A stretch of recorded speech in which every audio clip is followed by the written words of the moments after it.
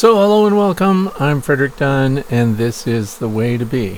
What are we looking at? Well, the September swarm. September the 15th is when I hived or put these in the bucket.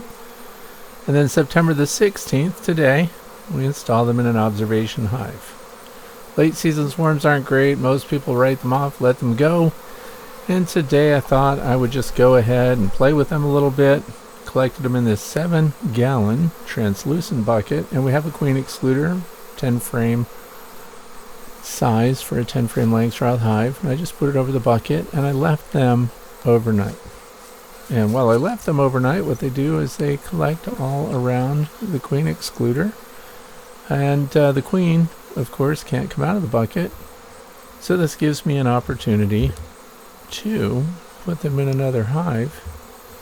And when I flip over the queen excluder, hopefully, I'll find the queen. And in this video, I will mark the queen. And then I will use her pheromones, of course. And we will see the bees go into an observation hive. And we'll put the queen also in the observation hives. This is the outside of the bucket. They seem a little bit surprised when they swarmed because some of them are foragers, clearly. There are drones. Those are male bees, the ones with the big eyes, oversized bodies. They just go along with the flow. And foragers, workers, when a hive swarms, of course, all ages that are capable of flight will leave the hive. Now, of course, the workers pass through this queen excluder. The drones cannot.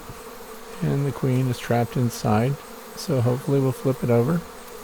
And leaving them overnight, I find, is pretty darn important because they're a little more settled and their standards are lower, which means that whatever hive I tend to put them in front of after they've been collected overnight, they will go into. I have my queen clip here. Has to be ready when we flip it over. The queen tends to hover tight right underneath that cluster, and I hope that that's the case today. So we have to look around. We're losing clumps of bees, of course. And the minute we see the queen, we will get her in that clip. Now, for me personally, this method has worked every single time. I've not missed a queen yet. Now, there may be more than one queen. There she is. But the smaller swarms like this one tend to have just one. Here she is. So you look for the long abdomen, shiny thorax, wings that run just about half the length of her abdomen. And she's inside this clip. It's very important to hold the clip nice and tight because sometimes I've had small queens get right out. And of course the workers can pass through these little openings. I like the plastic transparent clip so I can see the queen inside. I know they make metal versions that may be a little better structurally, but I want to see the queen. So that's important to me here. And I'm going to, of course, put the queen inside the Way to Be Academy building. I'm going to put her on a table on a burlap cloth, and then we're going to come out and move this bucket with the queen excluder and these bees. Now we have to do it kind of quick. So now that I have the queen inside, I put a rubber band on her, and that's because we need to keep this closed. As I mentioned before, I don't want to have my queen get away. I'm also going to show you how to mark the queen in a way that will prevent the escape of the queen, which happens sometimes to people that try to handle them. So while she's safe in that building, remember now they're without the queen's pheromones, so they become unsettled and they start scooting around looking for their queen because some beekeeper took her away. Now we risk having them all fly away. What if I did not return the queen at all? Well, they would likely mostly go back to the hive that they left, so that's one solution, one way of keeping from losing a big stock of bees at the end of the year. And we're in the state of Pennsylvania, northwestern part of the state. We don't want to lose bees right now. But I've decided my colonies are overly populated anyway. Why not just hive it and use this queen for a video? So I've got this little bug collection cube. These things are dirt cheap. I mean like $3 a piece. And they have a zipper on the side. You unzip it. Of course, it has a translucent window on it. You put your queen inside, or any bug that you have that you don't want it to escape, and this is going to allow me to handle the queen because I have to transfer her into a marking cage. Of course, I could just hold her with my fingers, but I'm trying to demonstrate other options so that maybe you'll feel more confident in controlling your queen and not damaging her. Some new beekeepers tend to damage queens. So we don't want to hold her by her feet or her abdomen. We want to hold her by her wings and mark the thorax if we were doing it all by hand. But in this case, we're using the one-handed queen catcher. So we're going to move these bees, and I will get them situated under the entrance that I want them to go into, and then we'll get back here and mark the queen. Now this would work with a 5-gallon bucket. It doesn't matter. I just like the 7-gallon buckets. They're deeper. And when you shake bees off a branch into a bucket like this, you can just spritz them with pure water. You don't need to use sugar syrup. I used to spray sugar syrup on the bees a lot. I don't do that so much anymore. Now that's the one-handed queen catcher. I'm going to open up the little clip and the queen walks right in. There you go. Also, when you close it up, you want to make sure that you don't clip their feet. Sometimes bees have their feet in there and that little yellow piece closes up. It has a queen excluder opening in it, which means that workers can pass through. The queen can't. So now let's get outside and move the cluster, move the swarm underneath the entrance of the hive I want them to go into. Now the observation hive that I'm going to be putting them in front of is queenless. So there are still bees in there. They're doing their best. They're trying to click along, but you know what? They're in a state of what we refer to as dwindling. Their numbers are just decreasing. They have no hope of surviving winter.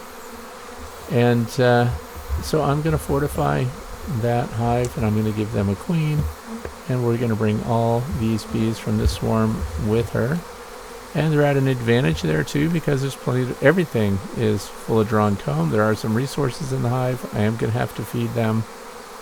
And we're just really late here. You have to consider that this queen, if they accept the space I give them, and if she lays eggs right away, we're in mid-December, not December, we're in mid-October by the time the new stock is coming out. So this is a toss-up. I could just take them without their queen and put them in front of any hive, and they will go in. They'll smell the queen's pheromone. They'll just go in there. So there are some guard bees here. You can see them trying to defend that little entrance, but remember, they're queenless. If I leave them queenless for too long, we'll have what's called laying workers. We don't want that. So we're going to set it up right on a step ladder, which you can't see. It's out of frame, of course.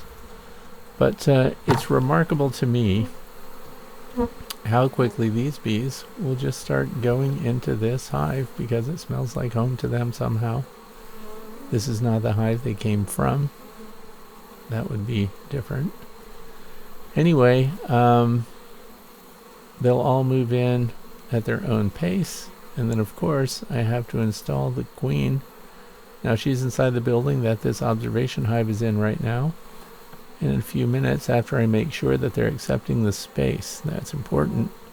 Once they're all going in and they're declaring it their own, then I will bring the queen out, and I'll take the one-handed queen catcher, and I'll put it in front of this hole, and I'll open it up, and the queen will walk right in and accept the hive that we want her to go in.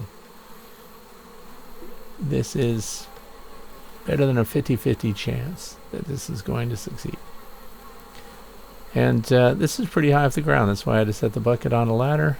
I should have probably shown the overview of that. There are 3 observation hives in this building in the same wall here. And the other 2 are fully occupied, full swing, no problems with their queens.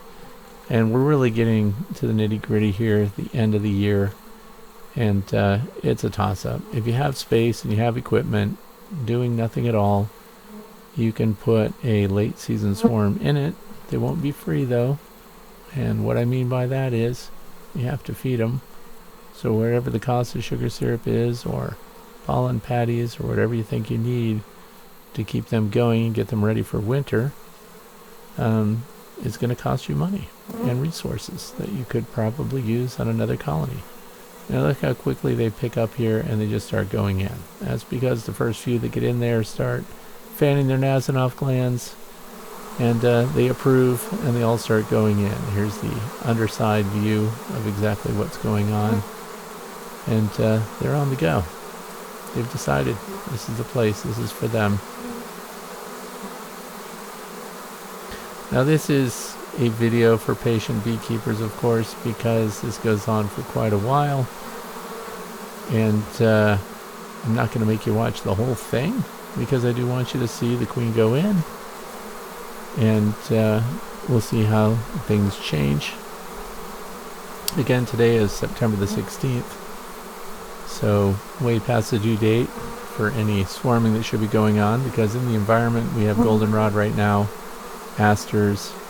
I think we have a couple of weeks of that, and then the resources are going to dwindle too. Maximilian sunflowers are yet to bloom here for some reason this year. We also have cosmos. Those are still blooming. We have hyssop. That's still blooming. So we have a lot of mint family plants that are still in bloom and the bees are getting resources from. And so I should probably explain what I'm going to feed. So observation hives have feeder openings in the tops of them, which is not my favorite thing.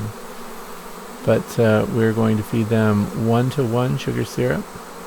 Some people do 2-to-1 already this time of year. I'm doing 1-to-1, so that's 1 part sugar, dry sugar, with 1 part pure water. We're going to mix that up, and I do add 2 teaspoons of Hive Alive syrup to every gallon that I mix up. And we'll put that on the hive itself. We don't open feed this time of year because I still have honey supers on some of my other hives, and I don't want them tasting like the thymol that's in Hive Alive. And we don't want to feed them sugar syrup. A lot of people don't like goldenrod. I do. Some people don't like asters. They say it smells like a pile of socks. I've never smelled those asters. So mine seem to be okay to me. I like the strong taste and smell of late season honey that comes from goldenrod. Now remember, there's a lot of different goldenrod. Maybe the people that are complaining about the smell have a type of goldenrod that produces the dirty sock smell. We don't have it here. We also had borage, but I can't tell. We don't have enough borage to produce borage honey. And I've not had the spotted lanternflies. Now, the state of Pennsylvania has spotted lanternflies, and people are getting honeydew honey from them. That honey is very strong smelling, very strong tasting, and I haven't found a single spotted lanternfly here yet. Now, I'm not saying I want them. I'm just saying they're not here, so that's something I'm not going to find in the honey. And we're going to be taking all honey off and finishing up next week. So there won't be any more processing going on, and then we'll pretty much know by then what size colonies we have going into winter. We keep insulation on top of all of our hives. I have improved the insulation on the observation hives, by the way. So the big door panels, the viewing panels that the doors uncover, are now heavily insulated. So they should have a lot less of a challenge going into this winter. Winters before, they've made it year after year. This past winter was extended, very long, very few cleansing flight days, and I lost every colony in the observation hive building. So we have to change things a little bit, adding insulation. Now, would I take the insulation off when it's hot? Summertime? Nope. We're going to keep the insulation on. Once we assign it to a hive, it stays there summer or winter. It seems like insulation on a hive in summer wouldn't benefit the bees, like somehow it would make them warmer, but it actually gives them greater climate control inside the hive. So that's what we've done here. I'm actually impressed by how quickly they accepted this, being that their queen isn't with them. And you should probably know that once you collect a swarm like that, these little clusters, this time of year, if you can hold them for 24 hours and get their queen away from them, you can part this cluster of bees in front of any queen right colony, and they will just go right in. In the absence of any habitat for them, they would just fly away looking for their queen, and ultimately volunteer themselves at any landing board they come across. So they really are kind of a mixed bag. The other thing that's happening while they're going into this hive is other bees that are flying by, foragers, are just joining up with them, which is something I've become aware of the past few years, is that these swarms kind of grow on their own just when other foragers fly through their pheromone stream. And that's because they're spreading Nasonov into the air. And bees, when they spread Nasonov, it just collects the attention of other bees. To us, it smells like lemongrass oil. It's far more complex than that, of course. But it just gathers bees together. That's why I can take Swarm Commander, which is an imitation Nasonov, and I can spray it on a tree branch this time of year and get a cluster of bees on that tree branch with no queen. So what's the advantage of that? Well, then I can shake those bees off into a bucket. I can take them to another hive, and they will move into any hive I park them in front of. Now this shot here just shows that they are challenging some of the bees. Let's say the residents of this observation hive have been out foraging and they're coming back.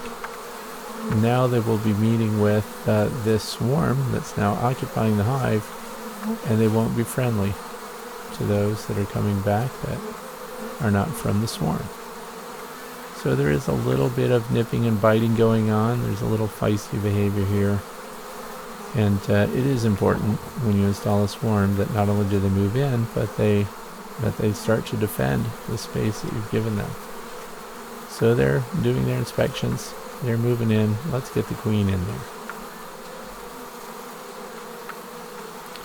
So here's our queen. Of course, I want to mark her first because I want to find out if I have other queens around. And I'm going to use this year's color. This year's color is blue. So this is the one-handed queen catcher. It has a styrofoam bed on it there that you use to push the queen up against the slats at the top. But of course, she needs to have her back to the slats. So right now she's upside down for that. She's also really heavy. I notice she has troubles climbing up in there. She doesn't fly very well, which is interesting to me. And I'll get her lined up with the slats, and we're going to mark the queen. And then I'm going to keep her in this container long enough to make sure that the paint dries out. Some people are concerned that if you mark a queen, that somehow the other bees will reject her, or that she'll die, or she'll suffer. But I've never seen that. I do not mark 100% of my queens. In fact, I'm pretty darn bad at marking queens and keeping up to speed with that. But I figure now, since I have time to play and I'm making a video, why not mark her with some cerulean blue and turn her loose in here. And then later, when we're looking at the observation hive down the road, we'll know that that queen stayed, and we'll see how she's doing. So now she's right side up. We can push her up to the slats here. Just be patient. We're not on any timeline here. They are already going into the hive, so I think we're pretty well set. Now she's stuck. Just enough pressure to keep her in one spot there. You want to have primed your marking pen ahead of time. You don't want to be putting a lot of pressure on the queen. We also don't want to dump a big drop of paint on her. Just enough so that we can see what's going on. And the reason that we want to dry her off first is some of the workers may actually try to clean her up. And if the paint's wet, they can clean a good amount of it off before she even gets a chance to be in the hive. So I'm going to hold her, dry her off, and then go out and, of course, turn her loose at the entrance of the hive. I do have options because I'm inside the observation hive building. I have gates on the inside of the hives that I can introduce queens, I can put food through, things like that. But for this video, I'm going to bring her outside and turn her loose right at the entrance so that I can see her go in. If I turn her loose right now with a swarm through the gate on the interior, I don't have any way of putting a queen includer over this entrance. She could just as easily scoot right back out. So I feel like I get better results if I put her at the entrance. If she goes straight in without hesitation, The rest of the bees follow, and she'll be good to go. So she's right here. Should have got a better camera angle. And she did. She went in and went right through that entrance. By the way, that entrance goes through 6 inches of solid wood. So in she went. Pretty soon the word will get out, pheromone-wise, and all the rest of the bees will zip right in there. And for the rest of this video, I'm just going to leave you to watch for the next 5 minutes if that's what you want to do. I appreciate you watching this far. I hope that you learned something. I also hope that you're not dealing with late season swarms in the northeastern part of the United States this year. But if you do, you have options and places to put them. You could also remember, just use that swarm to fortify an existing colony by removing the queen. And then the question is, what do you do with the queen? Well, that's up to you. So I want to thank you for watching. I'm Frederick Dunn, and this has been The Way to Bee.